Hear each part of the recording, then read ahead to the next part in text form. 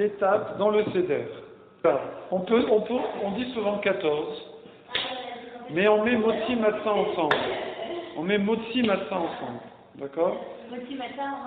Mais en vérité, Motzi c'est une mitzvah, Matzah c'est une autre mitzvah. D'accord? Donc, si on les sépare, c'est mieux. Ça fait 15. Et c'est bien de faire 15, parce qu'il y a 15 chez la Ma'alot, et il y a 15 marches pour rentrer au Beth Amikdash. Le premier cause d'Arba Kosot, à quel moment on le... Au Kiddush, au Kadesh. Bravo, il y aura au Kiddush, Kadesh. C'est le premier d'Arba Kosot. Troisième question. Attendez. Troisième question, vous n'êtes pas sans ignorer qu'on peut faire le Kiddush de Shabbat avant la nuit. D'accord? Peut-on faire le Kiddush de Pessah avant la nuit? Non. Pourquoi pas? Et pourquoi pas? Parce que la misa est sur le 15 Nissan, pas le 14. Je savais pas qu'on pouvait... La misa sur le 15 Nissan, pas le 14. Quelle misa? La misa du Seder. La misa du Seder. Manger à matzah, mais là je fais Kiddush, ça va, la matzah c'est dans 2 heures, dans 3 heures. J'ai le temps. La Haggadah, c'est la 5e étape, la Haggadah. Number 5. Oh, bah, le Kiddush. Non, c'est Rianou, peut-être. Chez Rianou, on peut faire, quand on fait Yom Tov, on peut prendre Sukkot avant, on fait chez Rianou, il n'y a pas de souci. Non, je sais pas. Qu'est-ce qu'on a d'autre? C'est pourquoi on fait le Kiddush de Pessah après la tombée de la nuit? Pourquoi on doit attendre la nuit pour faire le Kiddush de Pessah? Spécialement, on ne peut pas faire avant. Kiff. Donc pareil, on fera Kiddush de Shabbat. Non mais on parle juste pour la prière, on fait Kiddush de trucs et Kiddush de Pessah. On donne le Kiddush. Ah oui, voilà, Oui. c'est dans le... Que le Kiddush, c'est le premier des Arba Kosot, et les Arba Kosot, les 4 vers, il faut les faire pendant le Seder, et le Seder ne peut commencer qu'à la nuit. Parce que c'est marqué Ba'avour Zé. Pour cela, il faut qu'on puisse montrer la Matzah à l'époque le Korban Pessah, et là on ne peut pas montrer, tant que c'est pas la nuit. Donc c'est pas le Kiddush commence par le premier cos. Voilà. Parce que le Kiddush est le premier des Arba Kosot, qui est donc le début du Seder. Il faut tous les faire sur la Matzah et le Maror sur le Seder. Donc il faut attendre la nuit pour faire le Seder. Kos avec un... Oui. Kos c'est chaud, c'est ça. Ok. Très bien. Autre question. On parle de Kadesh, Kiddush, ça vient de quelle racine? Kadosh. Et oui, encore un bon mot. Donc c'est la Gdusha. Ça veut dire quoi Gdusha? Nous on traduit sainteté, mais sainteté on ne sait pas c'est quoi. Ça veut dire quoi la Gdusha? Gdusha, séparation. Pourquoi vous dites ça?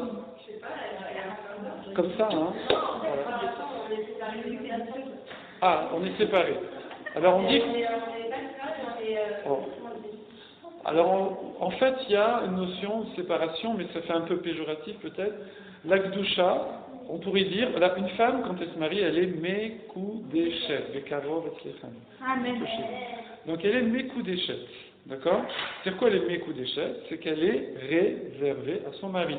Donc c'est vrai, elle est séparée des autres hommes, et elle est maintenant exclusivement réservée à son mari. Donc la Gdusha, en fait, c'est réservation, c'est attribution, c'est choix, c'est filtre, c'est ciblé, c'est, vous voyez, c'est ça, c'est la Gdusha.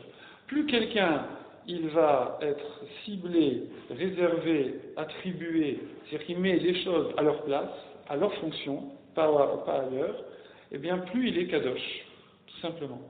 Quelqu'un qui est, nous des fois pour le dire le contraire de kadosh, on dit un terme qui paraît, on se demande quel rapport, mais justement on comprend, qui est efker, c'est-à-dire efker, ça veut dire aoneles, sans propriétaire.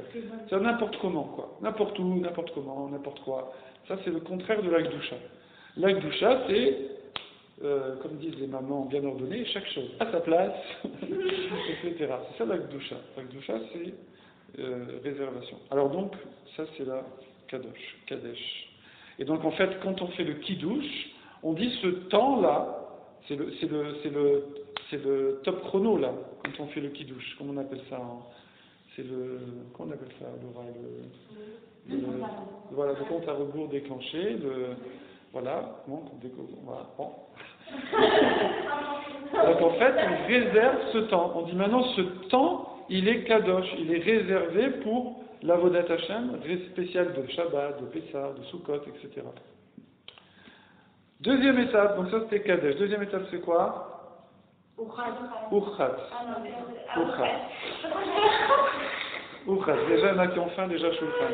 Donc Urchat, c'est laver. Rechitsa, amirofret, je lave. D'accord? Sans la bracha. Alors, pourquoi on se lave les mains sans la bracha? Voilà, très bien. En fait, c'est toute une histoire, on pourrait faire des cours entiers là-dessus, mais la Touma, la Tahara, la pureté, les mains, et les Kohanim au Beth Amikdash, et ils devaient avoir les mains et les pieds, enfin être purs eux-mêmes, complètement purs. Pour rentrer au Beth Amikdash, il fallait être complètement pur, tahor, et pour manger les corbanotes aussi, et nous aussi, pour rentrer au Beth Amikdash, il fallait être pur, et pour manger les corbanotes aussi. En plus, les Kohanim, pour manger la Trouma, il fallait qu'ils soient purs aussi.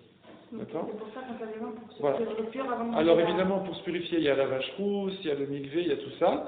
Et il y avait le dernier shlav, la dernière étape, c'était Netilat Yadayim, et il faisait aussi Ragleim, les pieds.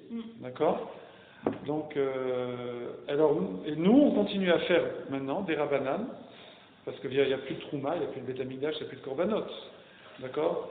Donc on continue à faire par Xéra, décret rabbinique, pour des raisons, il y a beaucoup de raisons, mais la raison officielle, c'est pour faire avec les Kohanim, par solidarité avec les Kohanim, pour que les halachot, les lois soient encore connues, que ce soit pratiqué. Mais là, quand c'est pour du pain, on fait avec la bracha, quand c'est pour autre chose que du pain, on fait sans bracha. Donc on fait sans bracha, parce qu'en fait, on va prendre un fruit, enfin on va prendre un légume ici, céleri, radis, pommes de terre, et on va le tremper dans un liquide. Or, quand je trempe le liquide il est conducteur et ça va passer entre le solide et ma main et ça va transmettre la touma. Alors c'est vrai que nous, de toute façon, on est tous impurs maintenant. C'est vrai qu'il n'y a plus la vache rouge, donc de toutes les façons, on ne va pas aller au Beth Amikdash, mais c'est pas grave, on continue à faire ça.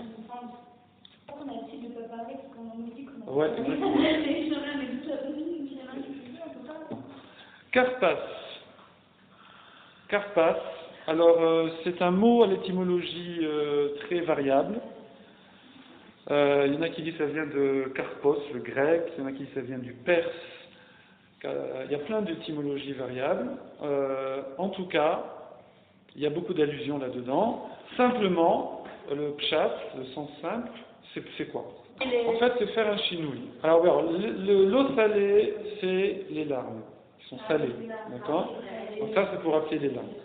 Ensuite, le légume, c'est pour étonner les enfants. Comment? Alors, Kapas à l'origine. Non, pas du tout, surtout pas de marron. Ah non, non, sauf si on n'a rien d'autre. On prend du céleri ou des. Alors, les céleris, il faut faire attention à l'abdika, c'est très dur, il faut vraiment les brosser comme un malade. Donc, c'est mieux d'utiliser le radis. Le radis, c'est top, c'est tranquille, vous coupez en 4 et on voit bien ce qu'il y a dedans. Sinon, il y en a qui font à la pomme de terre. Dans l'Est, ils font la pomme de terre et avec ça, à la fin de l'hiver, donc pomme de terre cuite, radis, les légumes que vous voulez. On évite tout ce qui est marron. On va faire Boriperi Adama dessus. On va penser à 30 kits pour le maror, mais bon, c'est 2 heures plus tard, mais enfin bon. Ouais. On va penser à 30 kits pour le maror. Et donc à la base, c'est pour étonner les enfants. Parce que c'est bizarre, on fait une tête d'année sans bracha, puis on se met à table et on croit manger, et qu'est-ce qu'on mange? On sort de fête des radis ou des céleris. Et en plus on le trempe, d'habitude on ne trempe pas. Et comme vous avez dit, aussi, normalement, il va y avoir des contradictions parce que, vous savez, les gens aisés, qu'est-ce qu'ils mangent au début du repas? La salade. Parce que la salade, ça ouvre l'appétit en vérité. Non. Ou alors au milieu du repas pour digérer un peu. Parce que la salade est censée ouvrir l'appétit. D'accord? Et là, on va parler du lechamoni, on va dire le pain de pauvre. Donc si on mange comme un pauvre, il faut éviter de manger de la salade avant, parce que ça ouvre l'appétit. Bon, ça c'est une contradiction comme ça, en tout cas. Alors sinon, Karpas, c'est aussi le nom de la tunique de Yosef. Donc c'est une allusion à la tunique de Yosef qui a été trempée dans le sang pour faire croire que Yosef était tué par une bête. Non, c'est le nom de la tunique. C'est aussi une allusion, mais je ne sais plus comment, aux 600 000 âmes qui sont sorties d'Égypte. Il y a 600 000 dedans, mais je ne sais plus comment. Ok. Donc ça c'est karpas. Ensuite, yachatz. Yachatz, on coupe la matzah en deux. Alors là aussi, il y a plein de choses à dire. Alors on coupe en deux. Bon, vous savez que ça c'est beaucoup le travail des midot. Très joli. Vous savez ce que ça s'appelle shvirat amidot? Shvirat amidot. Dishbor, anifchover. Casser, bravo. Casser les traits de caractère.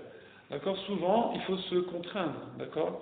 Il faut pour se travailler. Donc on montre comme ça que il faut se contraindre. Voilà, ça c'est une explication. L'explication la plus simple, c'est que la petite partie, la grande, c'est pour l'apicomane, et la petite, c'est pour l'echamoni, le pain de pauvre. Donc on la remet entre les deux grandes, entières, et c'est celle qu'on va montrer, qu'on dira alarmania, etc. D'accord? Voilà. Donc on montre, parce qu'un pauvre, il n'a pas des pains entiers, il a des morceaux de pain.